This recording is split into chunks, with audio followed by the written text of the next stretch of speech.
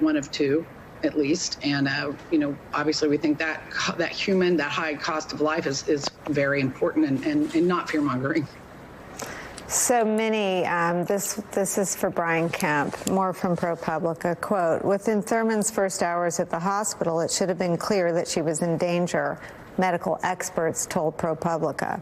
Quote, her lower abdomen was tender, according to the summary. Her white blood cell count was critically high, and her blood pressure perilously low.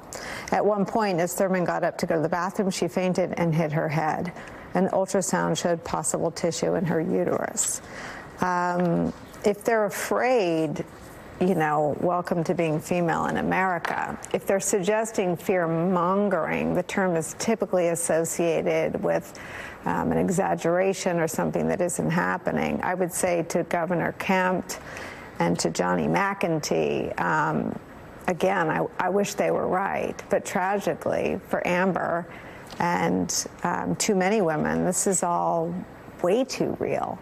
Where have the years or the time that we've lived with this, how has the reality sort of caught up to the lies? It feels like they aren't getting away with the disinformation. Voters know better. So if women are called fear-mongering... I'm sorry. Go ahead, Minnie. If women are called fear-mongering, if women are called hysterical, imagine what Black women in this country who are facing an incredible maternal health crisis are being called, right?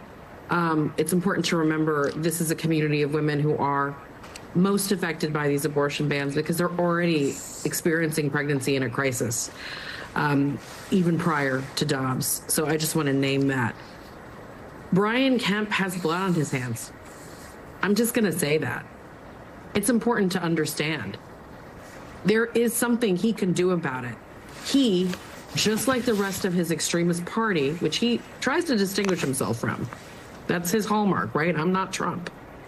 They are intent to downplay the damage they have caused this country and this state, that state of Georgia. They want us to be perceived as hysterical. Just a bunch of hysterical activist women, fear-mongering, reporters are fear-mongering. When these are life and death situations, most American women who need an abortion, who need abortion care, are already mothers. We are talking about putting mothers of children in extreme danger. Pregnancy, Dr. Patel can say much more about this, is the most dangerous time for most American women, most women in the world. This is unconscionable. It is disqualifying.